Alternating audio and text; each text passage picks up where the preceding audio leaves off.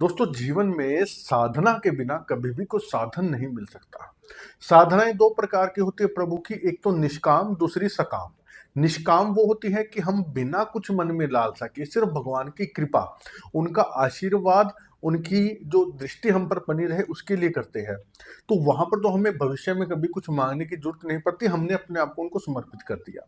कई लोग हमने देखे हैं, कुंडलियां भी देखते हैं और प्रैक्टिकल में आप लोगों ने भी महसूस किया होगा कि समय आने पर, जरूरत पड़ने पर यथावथा शंकर जो है ना संघर्ष करके, मत्था मार के, प्रयास करके जह तह से उनका काम बन जाता है।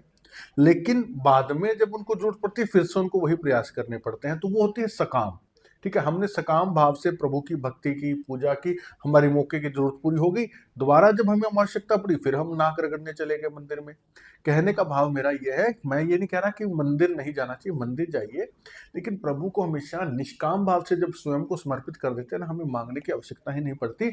विशेषकर जब हम स्पेशली तपस्या, जप, तप, साधना करते हैं।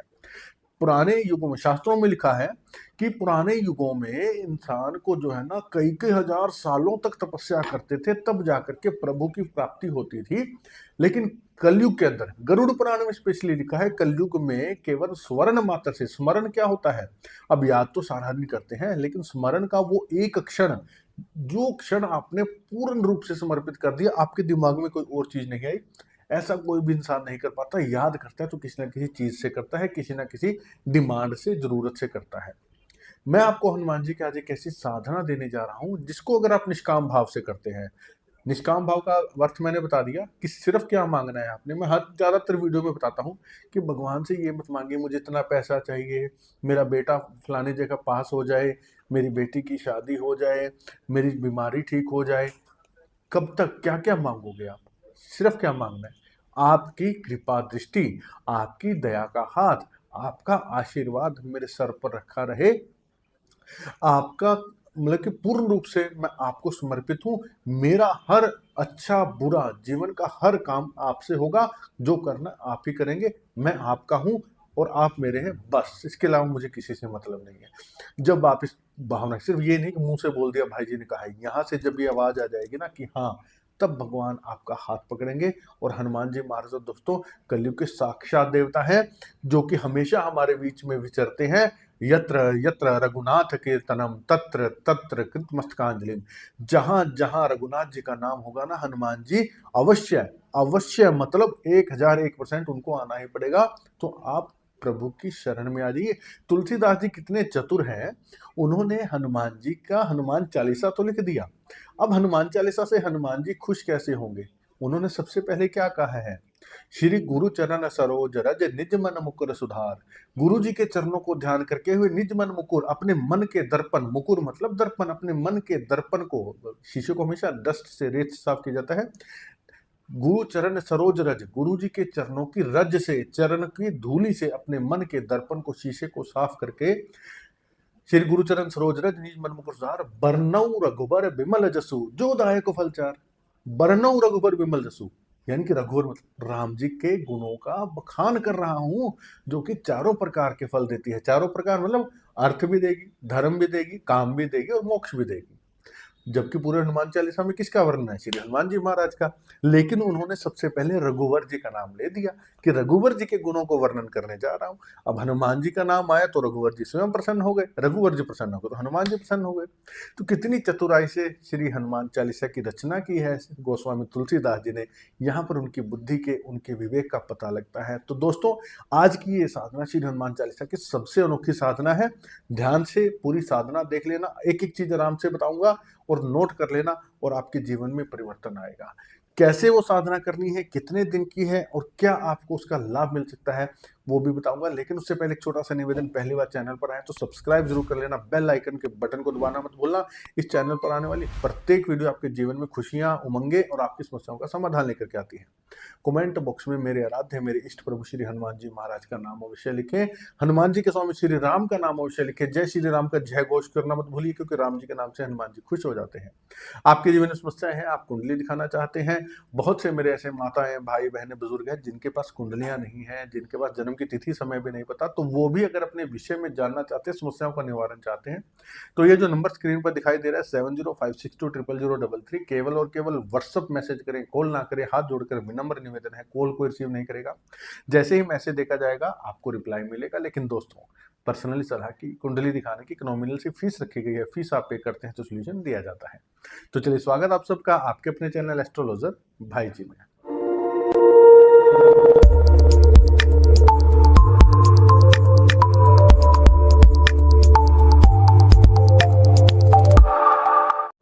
तो दोस्तों, ये जो साधना का समय है ना, आप किसी भी मंगलवार या शनिवार से इसको शुरू कर लेना, ठीक है। साधना कितने दिन की रहेगी? 21 दिन की, 21 डेज की ये साधना होगी।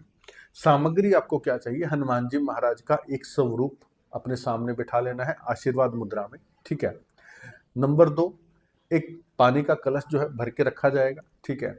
नंबर 3, आपको डेली एक तुलसी दल, एक तुलसी का पत्ता डेली चाहिएगा, जरा सा लाल चंदन पाउडर, ठीक है, और आपको 11 लौंग, बस यही सामान चाहिए। और दीपक जलाना तो है, वो तो जरूरी है ही है। इतना सी सामग्री लेकर के बैठ जाना। हाँ, एक नारियल हर साधना के अंदर जरूरी होता है। एक नारियल जो है उसके ऊपर हनुमान जी की त्रिकोणी ध्वजा लपेट करके वो जरूर साथ में रख लेना। मंगलवार के दिन सुबह या शाम का कोई एक समय फिक्स कर लेना दोस्तों, चाहे तो सुबह का चाहे शाम का। अगर शाम को करते हो तो दोबारा से नहा धो करके बैठे, पूरा दिन आप टॉयलेट बाथरूम कुछ गए होते हो, शरीर अशुद्ध होता है, तो शाम के समय अगर करते हैं तो दोबारा से नहा करके बैठेंगे। लाल वस्त्र कर लेंगे तो अच्छी बात है। लाल आसन जरूर होना चाहिए, ठीक है। काले नीले रंग के वस्त्र ना पहने। सुबह के समय करते हैं या शाम के समय करते हैं वो आपकी मर्जी है, लेकिन 21 के 21 दिन आपको उसी समय बैठना है जिस समय पहले दिन बैठेंगे। मान लीजिए सुबह आप पहले दिन 7 बजे बैठे हैं, तो 21 दिन सुबह 7 बजे ही बैठना है। ये नहीं कि आज 6:30 बैठ गए, कहीं काम जाना है, फिर कल 7:30 बैठ गए, फिर कभी 8 बैठ गए, नहीं, एक समय। ये 21 दिन आपको समर्पण देना है, तब इसी को कहा जाता है अपने कामों को उस हिसाब से शेड्यूल कर लेना कि जैसे कि आपको 21 दिन सिर्फ हनुमान जी की ही आवश्यकता है और वो ही अपने आप सब काम कर देंगे। वो 21 दिन आपको अपना शेड्यूल सेट कर लेना कि इस टाइम से इस टाइम तक कितना भी इंपॉर्टेंट काम हो, लेकिन मैं मेरी साधना करूंगा। समय पहले दिन से ही डिसाइड कर लेना। माताएं बहनें कैसे करें? माताएं बहनें जब उनको मासिक धर्म से शुद्धि हो जाए उसके बाद में वो कर लें, लेकिन उनको ये लगे कि हाँ मंगलवार शनिवार अभी दूर है, बीच में शुद्धि हो गई है, तो कैसे करें? तो वो उनको कुछ दिन मतलब कि मंगल शनिवार का बंधन ना माने।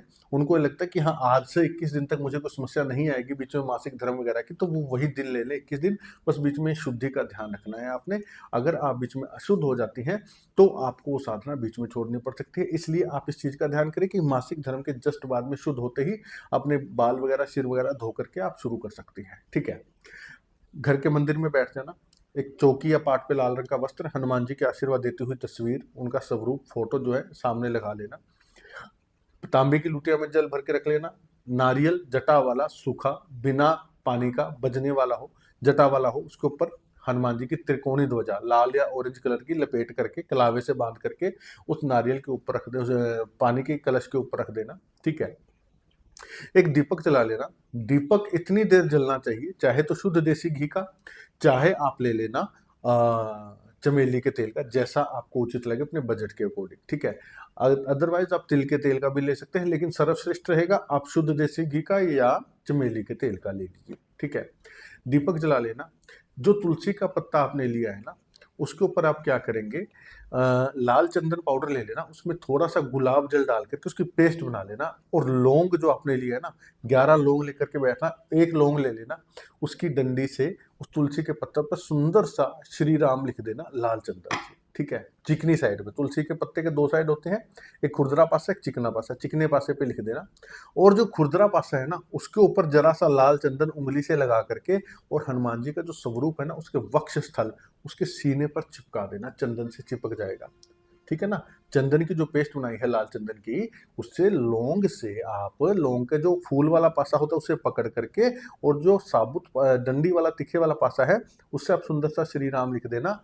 हो सकता है कि जब आप उस लौंग को ऊपर से पकड़े ना, फूल वाले लौंग को, तो उसका फूल टूट जाए, तो उस लौंग को आप अलग रख देना, कोई बात नहीं, लिख लेना पहले श्री राम लिख करके। उसको आपने उन 11 लौंग में शामिल नहीं करना, क्योंकि 11 के 11 लौंग साबुत फूल वाले होने चाहिए, ये ध्यान कर लेना, ठीक है। वो तुलसी का पत्ता आप श्री राम लिखा हुआ पासा ऊपर रहेगा और खुरदरे पासे पे चंदन लगा करके हनुमान जी के सीने पे लगा देना। जब आप सामने बैठे तो श्री राम लिखा हुआ आपको दिखे वो हनुमान जी के सीने पर, क्योंकि हनुमान जी के कहाँ पर है राम जी और माँ जानकी, सीने में, सीना फाड़ करके दिखाया था उन्होंने, वहां विराजते हैं। वहां पे आपने वो तुलसी दल चिपका दिया हनुमान जी के सीने पर, श्री राम आकर के वहां पे विराज गए। ठीक है, अब आप संकल्प ले लेना, हनुमान जी महाराज सिर्फ आपकी कृपा प्राप्ति, आपकी दया का हाथ, आपका आशीर्वाद मेरे सिर पर है, इसलिए मैं आपकी ये 21 दिन की साधना करने जा रहा हूं या करने जा रही हूं। मुझ पर, मेरे परिवार पर अपनी दया दृष्टि बनाए रखना। अब दोस्तों एक बात है कि जहां हनुमान जी की दया दृष्टि हो गई, अर्जुन के रथ पर थी, अर्जुन का कुछ बिगड़ा, जबकि अर्जुन से तकड़े तकड़े गांडीवधारी जो है सामने थे। अर्जुन की हिम्मत नहीं थी कि कर्ण का सामना कर पाता, अर्जुन की हिम्मत नहीं थी गुरु द्रोण का सामना कर पाता, अर्जुन की हिम्मत नहीं थी भीष्म जी का सामना कर पाता। लेकिन क्यों हुई? ऊपर बैठे थे मेरे बाबा, लंगोट वाले बैठे थे, गदा वाले बैठे थे ध्वजा के रूप में ऊपर। युद्ध खत्म हुआ, भगवान कृष्ण ने कहा कि अर्जुन पहले तुम उतर जाओ, फटाफट उतर करके गए अर्जुन, उसके बाद में खुद उतर के आए और फिर वो रथ ब्लास्ट हो गया, फट गया वो रथ। अर्जुन ने कहा प्रभु ये कैसे हुआ? बोले ना तूने कुछ किया ना मैंने कुछ किया, ऊपर वो बैठे थे वो देखो जा रहे। हनुमान जी तुरंत उड़ गए और वो रक्षा कर रहे थे उसकी। तो सोचिए, जब आपके ऊपर हनुमान जी की कृपा का हाथ आ जाएगा, क्या वो आपका कुछ बिगाड़ पाएगा? ना तो आपको धन की कमी रहेगी क्योंकि अष्टसिद्धि नौ निधि के दाता है, कोई आपका शत्रु कुछ बिगाड़ नहीं पाएगा, भूत पिशाच निकट नहीं आए, महावीर जब नाम सुनावे। ऐसी कौन सी चीज है जो हनुमान जी नहीं दे सकते?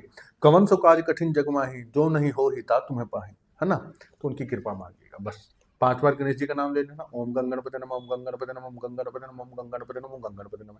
संकल्प ले लिया, 5 बार गणेश जी का नाम ले लिया, राम नाम की एक माला कर लेना या राम स्तुति कर लेना, श्री रामचंद्र कृपालु भजमन वाली। ठीक है, अब 11 लौंग आपने लिए है, एक लौंग हाथ में रखना, हनुमान चालीसा का पाठ करना मन से, और वो लौंग हनुमान जी के सामने अर्पित कर देना।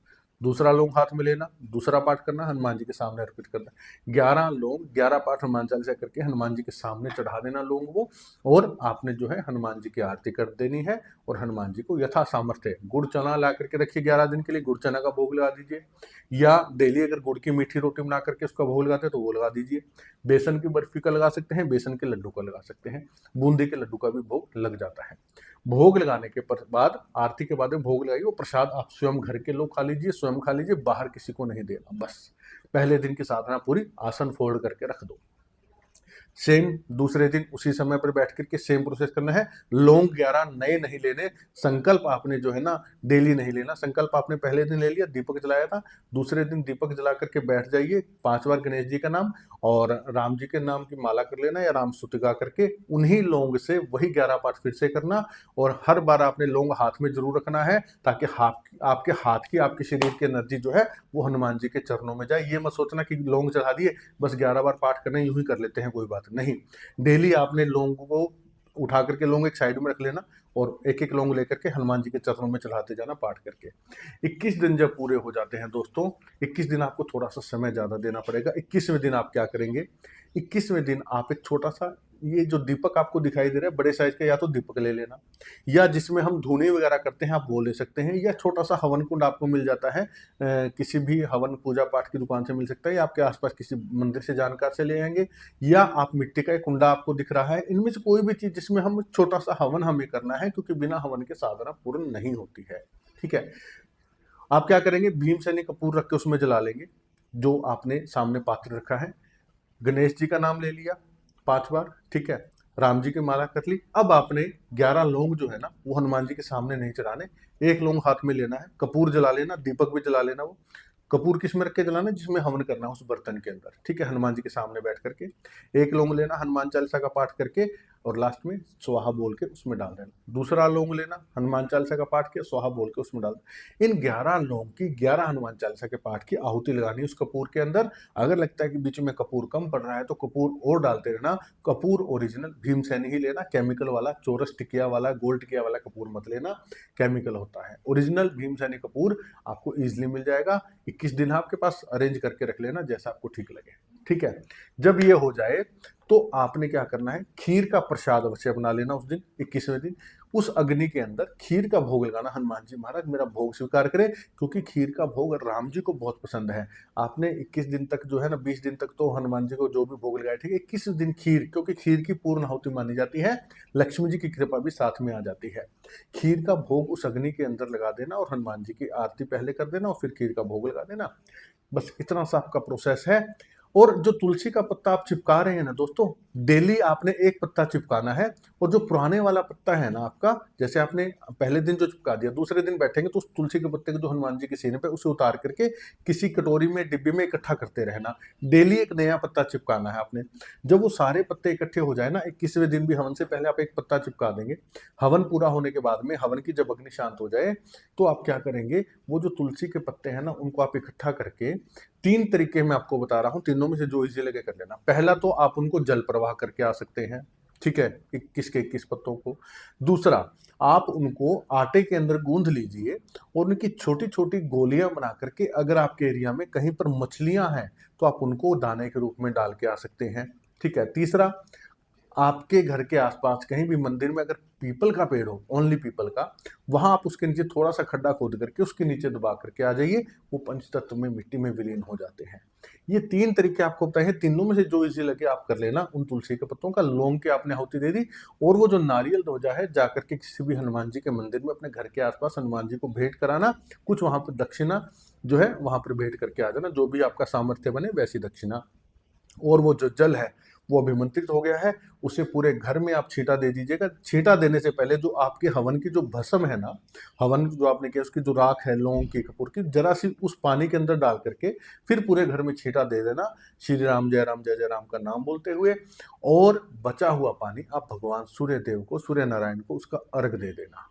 बस आप देखेंगे इन्हीं 21 दिनों के अंदर किस प्रकार से स्वयं हनुमान जी आपको आकर के दर्शन देते हैं।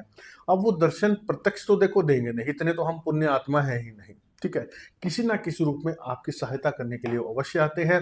परछाई के रूप में आपको दिख सकते हैं, स्वप्न में दिख सकते हैं। सिर्फ आपको दृष्टि और आपका विश्वास होना चाहिए कि हाँ ये हनुमान जी ही है।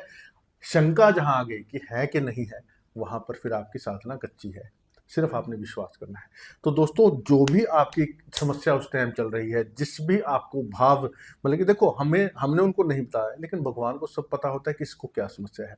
वो आपकी समस्या को दूर करते हैं। और दोस्तों, आजकल के जीवन में क्या है कि एक तो धन की समस्या, दूसरा कार्य अटकने की समस्याएं बड़ी चल रही है।